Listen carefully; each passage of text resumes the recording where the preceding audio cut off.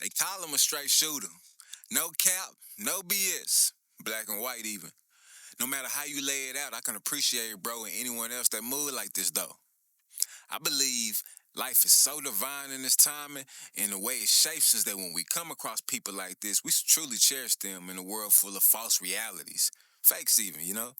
So without further ado, I present to y'all my boy, Nick Weevil.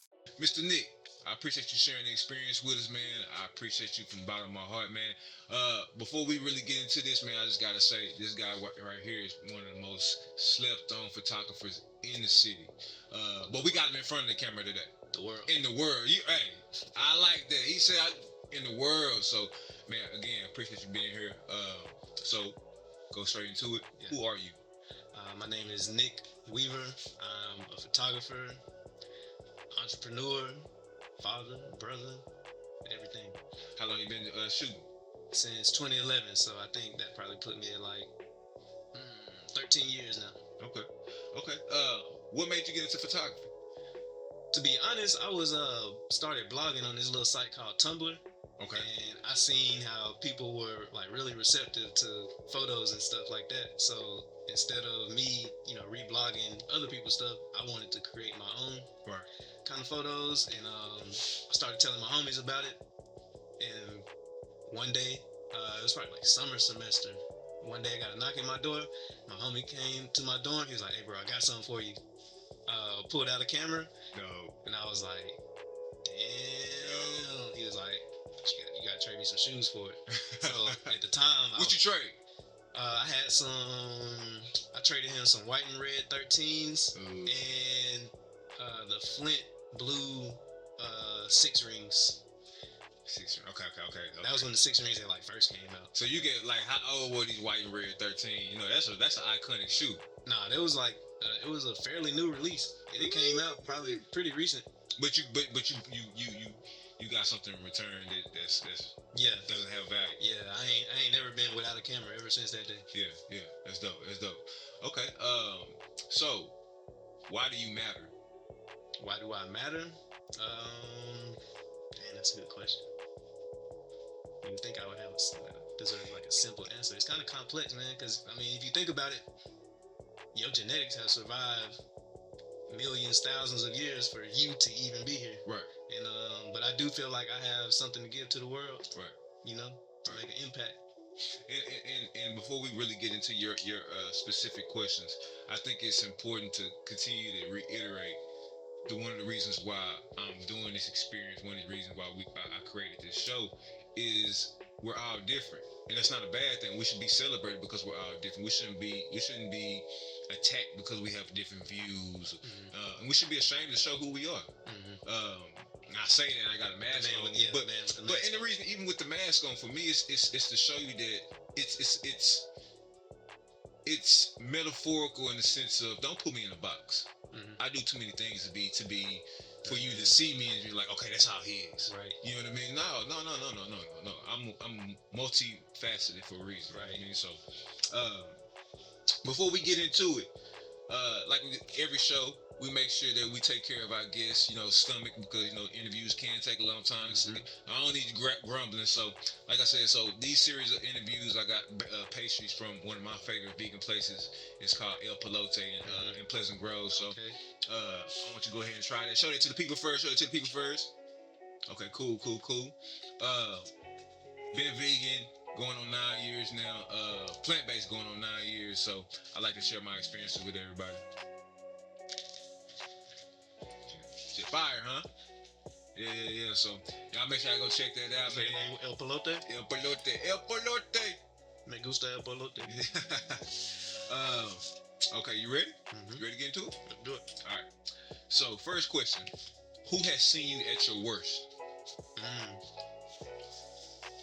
Indirectly. However you want to answer. My daughter has. She don't know it. She's too young.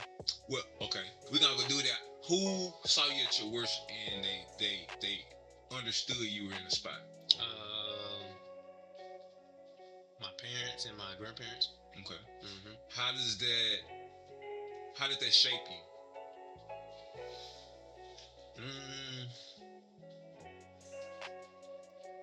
felt ashamed. I felt embarrassed a little bit, but I also, once I guess, sat down and reflected on it a little while, I was grateful that I even had a support system to fall back on. Right.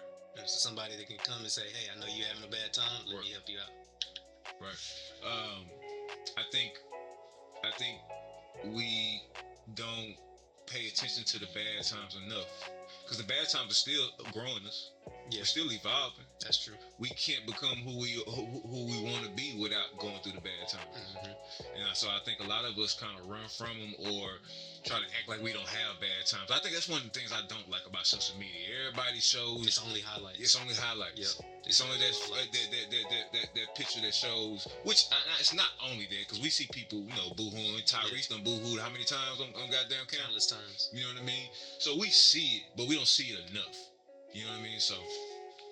We laugh at it. We make fun of those people, which is crazy. This is crazy. Like we don't go through it. Because that could very much be you. Do you believe words not matching actions are considered manipulation?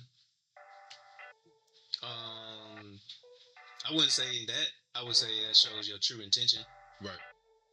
Because your mind and your body are supposed to be in alignment. So that means the words you speak should be aligned with your actions.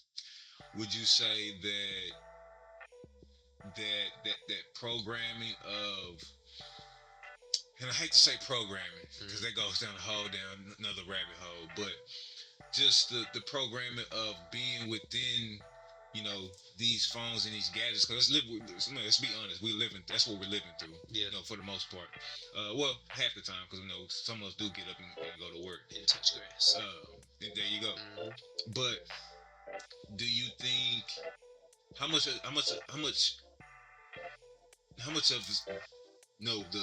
the life that we live, as far as the technology and the social media, how much do you think that has effect? Shoot, a lot.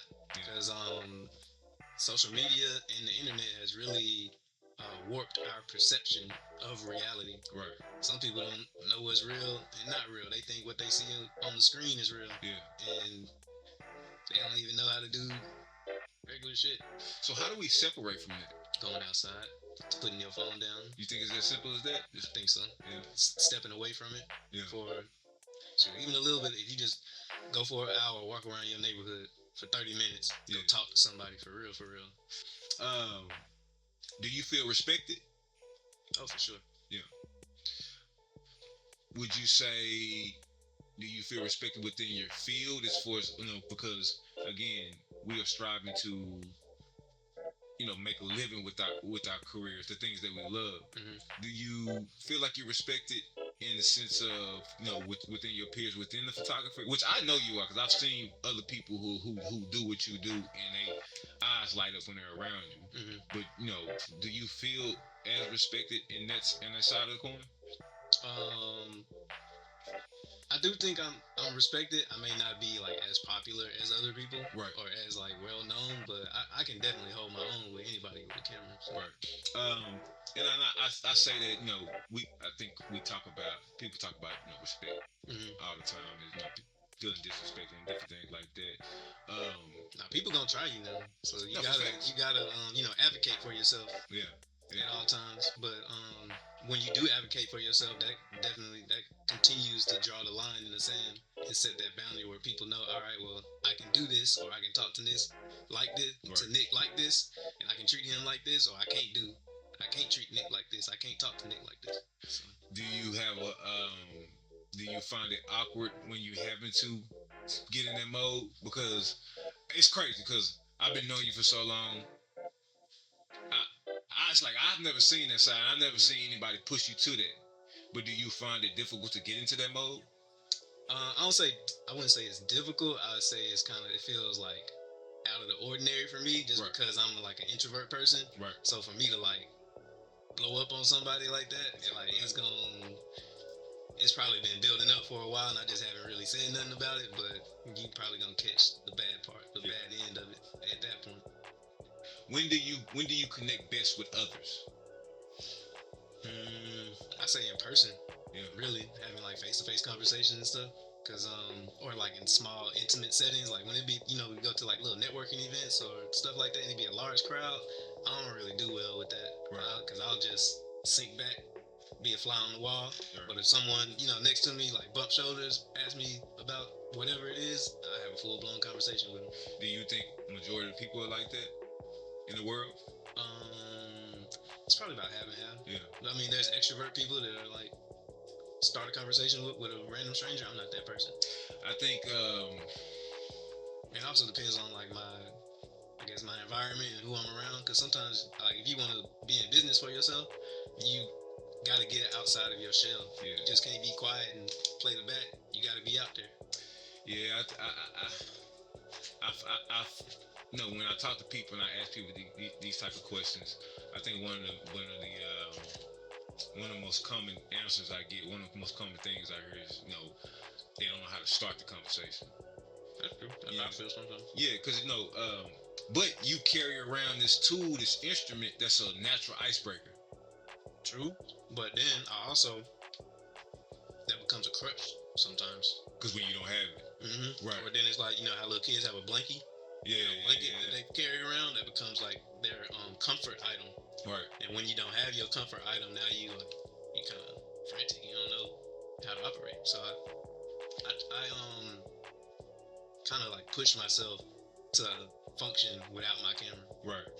Now, if you were talking to your child or just anybody, what would be that one piece of advice you would say? Try this to maybe get away from that. Shoot, crack a joke, compliment their outfit. Yeah. Say something small, and then from there, you really just have good listening skills. Because when you listen, good listening skills will help you lead the conversation. Right. Facts. What is something you realized when you matured?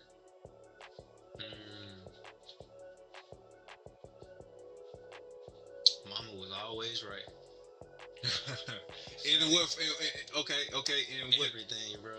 Everything. As I got older, I realized that all the stuff my mom would be, what I think she would be kind of like griping to me about, my mom and my dad, all that shit was right, bro. Right. Every single piece of, what you think, they be preaching to you and stuff like that. Yeah. They be lecturing you. All that stuff was facts. Right. Very much true. I think it's one of those things where it's not supposed to register to us right there. Because again, we ain't lived long enough yet. Right. Experience is the best teacher. Mm-hmm. Like you can tell me, don't touch that stove 1,000 times, but if I've never experienced heat coming from that, I've never experienced what that heat does. I want to see what it feels like. So I don't think it's something that we just we're being disobedient, but like we have to learn. Yeah, curiosity. Curiosity killed the. You know what it is. Mm-hmm. Okay. The last one, man. Define love.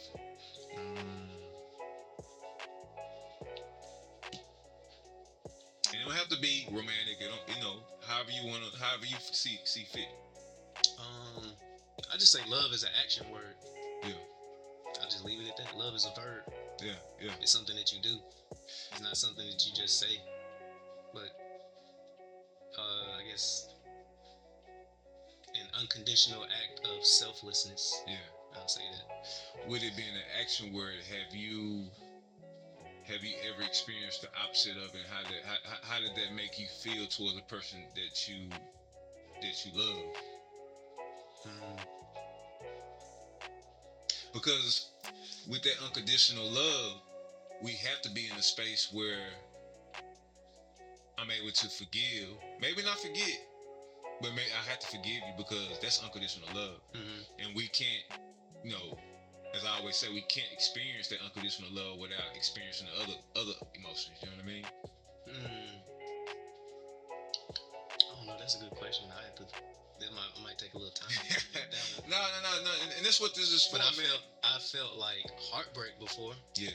And I've been the person that broke the heart, and then I'm also the same person that wants to get that love back. Right. But I know like what I did, I can't come back from. Right.